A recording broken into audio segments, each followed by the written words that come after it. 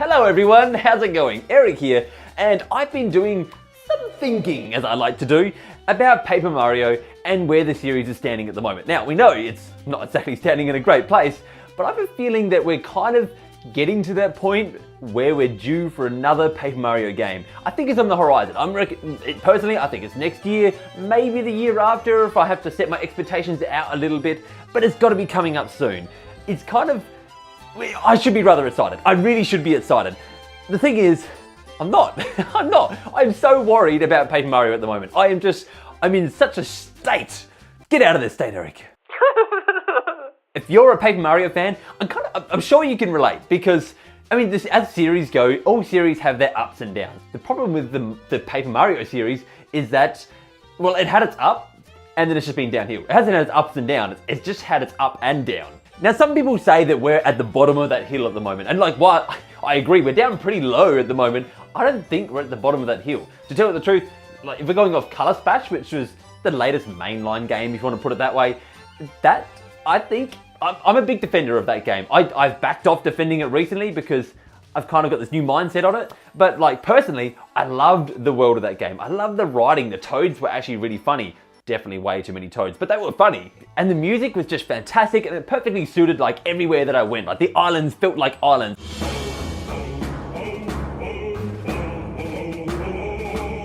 The problem and where the game fell apart, where everyone knows this, is the combat. The combat wasn't the RPG combat that we love. Not only that, it was just bad. It was bad combat. It wasn't satisfying.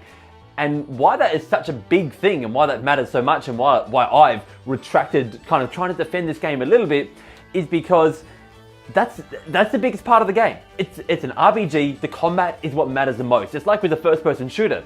Imagine if the shooting was bad in the first-person shooter. It doesn't matter how good the story and the other elements are, it's kind of all torn down by that one fact. But that's kind of the reason that I have hope, is that they stuffed up the combat. Oh my God, did they stuff up the combat. But these other parts of the game, because they kind of got them right, I mean, back off the Toads a little bit, but why is there so many Toads? I mean, all in all, this game is the reason that I still have hope though, because yeah, the combat sucked. It sucked. But the other parts of the game, they worked. Like, again, apart from the Toads, most of the rest of the game, the good writing and the worlds were really diverse and lovely and just lovely jubblies. And the music, as I mentioned. So yeah, Color Splash, it painted a pretty picture, but in the end that picture was pretty two-dimensional and it needed some more depth to it. So then we have Sticker Star, which on one hand is kind of like Color Splash, but on the other hand, it's kind of like Color Splash minus everything that made Color Splash good. Going back even further than that though, we start to move into Super Paper Mario, which is hard to even give a comment on because like I like, but it feels like a spin-off, which is strange because Paper Mario was supposed to be a spin-off. So you got a spin-off of a spin-off.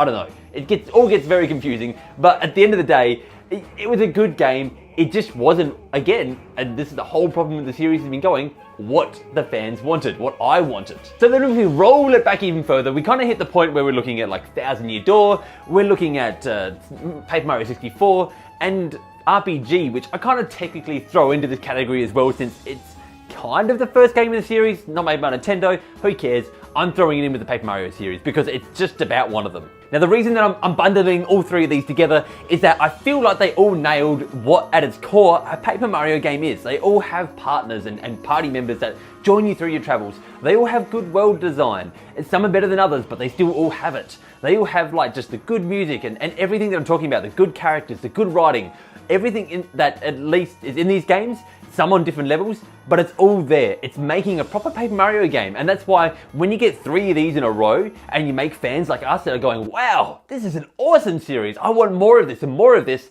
And then you get that sudden drop where they're like, that's it. No more Paper Mario, we're done. Like, Paper Mario is coming, but it's not gonna be what you want. That's why, at the moment, you're getting fans like us that are like, just return. Give us what we want back then. It's been years and years and years since we've had one. And I just want another one. Honestly, I just want to be able to play one of those classic Paper Mario games with everything that we've had in the past. I'm not even asking for them to give me the same thing. I'm not saying, just give me exactly the same thing. I'm happy for them to iterate on what they had there. I just think that they haven't iterated, they've chopped off the tail, and they've just left the lizard running the other direction. So the question that all this brings up, and that's on everyone's mind at the moment, If this comes back and we get another Paper Mario on the Switch in a year or two like I'm talking about, will it be good? Will it be what we want? Will we enjoy it? And will they deliver? And in fact, you know what even do they need to deliver? Now, I do want to talk about what they need to deliver a little bit more here, but before we get into that, I just want to talk about the general consensus going around that I'm seeing at the moment, because for a long time, the consensus was Paper Mario's done. Like, we're losing hope. If you've watched Arlo's channel, he lost hope. he was sailing to another island. He was off Paper Mario Island forever. But the Switch, it's renewed that hope in me, in a lot of people, and a lot of fans, and there's a good reason for that.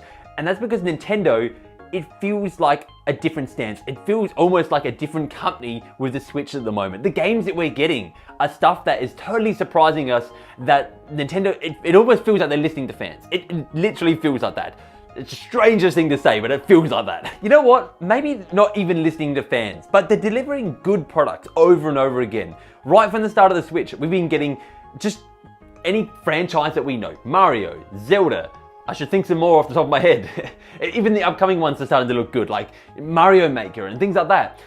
These franchises that they're bringing back around, I'm looking at them going, they're doing a good job with these. They haven't stuffed up majorly in a long time. There hasn't been an Animal Crossing Amiibo Festival on the Switch yet that we've gone, oh my god, what have you done? What have you done?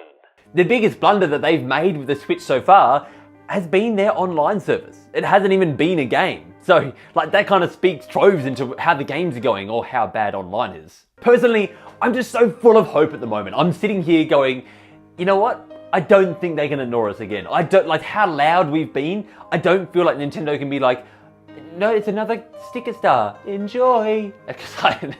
They will get destroyed. I'm telling you now, like, they don't want to put out another one of those games. They don't. All right, instead of sitting here threatening Nintendo, let's actually talk about what would make a good Paper Mario game. The thing is, it's kind of what we've been talking about this whole time. Like, all the stuff that we've gone over here at the start is what would make a good game. The biggest key here is return to an RPG. Don't get rid of the cards, and it's not even the cards that are the problem. It's the fact that it's not an RPG. I'm not leveling up. I'm not gaining experience. And the fact that, like, the thing that I don't like about their card combat the most, because I've mentioned this in the past, and I talked about this with SteamWorld, remember the name of the game, Eric? Quest. SteamWorld Quest. So the one thing that annoys me with some of these card RPGs is that when you put down a card, that you lose it. It feels like a punishment for losing that card. All Nintendo needs to do is just go, here's leveling systems, here's experience, here's equipment again. Here's the stuff that you unlock throughout the game that gets you better as you play more of it. And you're not losing progress by putting down cards, you're gaining progress by doing combat. That would it would instantly revitalize the series. They're getting the other points right, mostly. Again, the Toads, guys, the Toads. But they're getting most of the other points right, that I feel like if they just put the RPG back into Paper Mario RPG, that it would just revitalize the series. It would bring it back to what I want. That's what I want. Quick tangent here on the RPG mechanics. The one thing that really drew me into Paper Mario as an RPG in the first place, and one thing that I just loved about it, was the low stats. It sounds weird, like what do you mean by low stats? But you started that game with doing like 1 damage, and by the end of that game, you're doing like 7 damage if you're lucky. And it's like, okay, so like I've gained 7 damage throughout the entire game. It's not like most RPGs where it's like, you need more numbers, keep throwing numbers at the players. They love that stuff. It's like their drug, just give them more numbers. No, Paper Mario just drew that back and said, you know what, scale it right back down. You can still have an in-depth, complex, kind of, battle system by having the numbers low. And in fact, it makes it easier to strategize in your head because you're sitting there and you can do the maths. At least I could at that age, which was a big plus for me.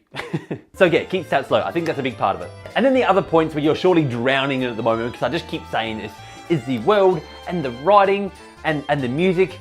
They nail that already. Like, they don't have to change much there, Toads. But they don't really have to change much. It's already there. Just continue what you're doing and build new, beautiful worlds. There is actually one big part of this though, that I think where they can really improve a world, and that draws back to Paper Mario The Thousand Year Door, and the fact that it had like this hub world, what was called Rogueport at the time, and now as well, it hasn't changed. But Rogueport was this lovely hub that just slowly branched into all the different areas that you could access in the game. And not only that, it felt like it almost shoved a Metroidvania into there. By the way, that like the further you progress with the game, the more unlockables you got, and the more you could explore this city. This city that like had layers and layers below the city, had layers all throughout the actual city itself. Not only like was it separated into like, you know, the residential area, the low lives and the high lives and the whatever was down the other end and the sea. It's everything. Now, obviously all of this doesn't guarantee a good game. At the end of the day, all this does is it puts you in the race to have a good game. But it's better than not being in the race at all, which is basically if they stay on the track that they're going, they're not going to be in the race. And that, ladies and gentlemen, is going to be enough jibber jabber for me today. So why don't you let me know what you're thinking about Paper Mario? What does this game need to do to impress you? Does it just need to return to what it was? Or is there something else that you're like, I want this from Paper Mario? Let me know. Let me know, and let me know.